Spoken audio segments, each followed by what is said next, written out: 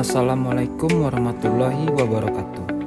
Perkenalkan, nama saya Advensia Bima Putra, peserta pelatihan dasar CPNS 2025 Angkatan 10 dari instansi Sekretariat DPRD Kabupaten Kerinci dengan jabatan Analis Hukum Ahli Pertama. Saya akan menceritakan pengalaman pembelajaran sinkronus dan asinkronus yang saya lakukan selama pelatihan dasar, baik itu agenda 1, agenda 2, dan agenda 3. Apa itu sinkronus? Sinkronus adalah metode pembelajaran yang terjadi secara langsung dan real time antara pengajar dan peserta didik. Dalam pembelajaran ini, semua peserta terlibat dalam kegiatan belajar yang sama pada waktu yang sama, meskipun mungkin berada di lokasi yang berbeda, seperti pembelajaran via Zoom. Apa itu asinkronus? Asinkronus adalah metode pembelajaran yang tidak mengharuskan peserta didik dan pengajar berada dalam waktu dan tempat yang sama untuk berinteraksi, atau bisa disebut pembelajaran mandiri dengan cara mendownload modul belajar. Kelebihan pembelajaran sinkronus: 1. Interaksi langsung dan umpan balik instan. Peserta dapat berinteraksi langsung dengan guru dan teman sekelas mereka, mengajukan pertanyaan dan mendapatkan jawaban secara langsung.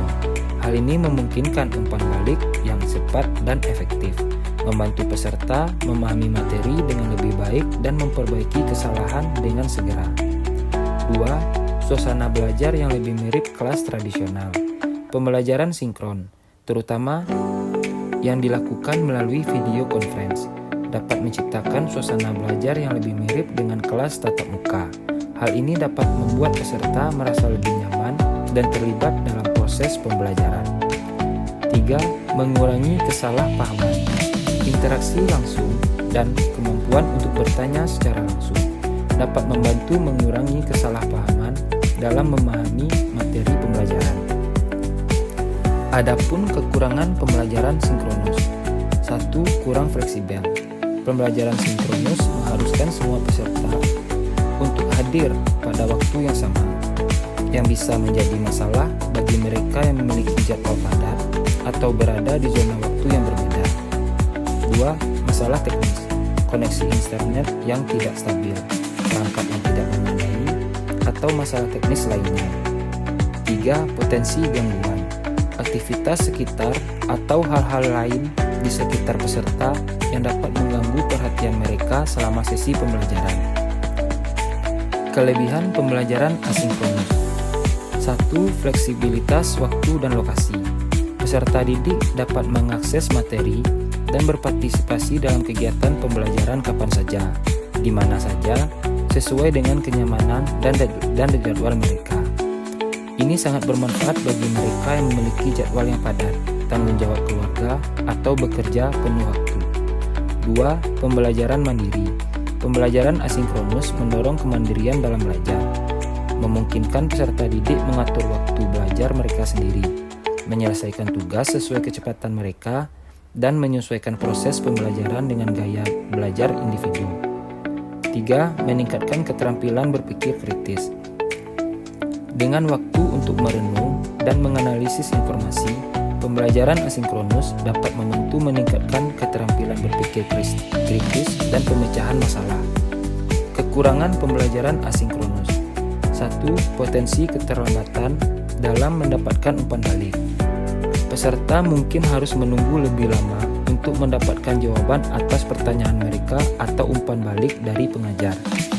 Ini bisa menjadi masalah, terutama bagi peserta yang membutuhkan bantuan segera.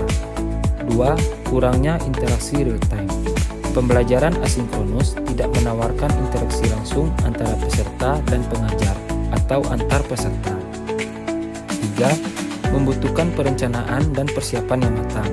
Perencanaan dan persiapan yang matang dari pihak pengajar sangat penting untuk keberhasilan pembelajaran asinkronus.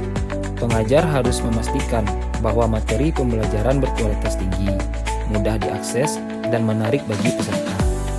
Pada pembelajaran agenda 1, kami belajar dengan tutor Ibu Ana Febriana Sugiyarti, MA, dengan materi wawasan kebangsaan dan nilai-nilai bela negara, analisis isu kontemporer, dan kesiapsiagaan bela negara. Kami belajar dengan metode sinkronus via Zoom dan asinkronus dengan tugas yang tutor berikan. Begitu juga dengan pembelajaran agenda 2 dengan tutor Ibu Andari Dwi Utami MH dengan materi Core Value ASN Berakhlak. Kami juga belajar dengan metode sinkronus via Zoom dan asinkronus. Agenda 3, kami belajar dengan Ibu Ratna Sirwina SE MSI dengan materi kedudukan dan peran ASN yang mendukung Smart Government atau Smart ASN. Secara spesifik, agenda ini membahas tentang manajemen aparatur sipil negara atau ASN dan literasi digital untuk mewujudkan pemerintahan yang efektif, efisien, dan inovatif.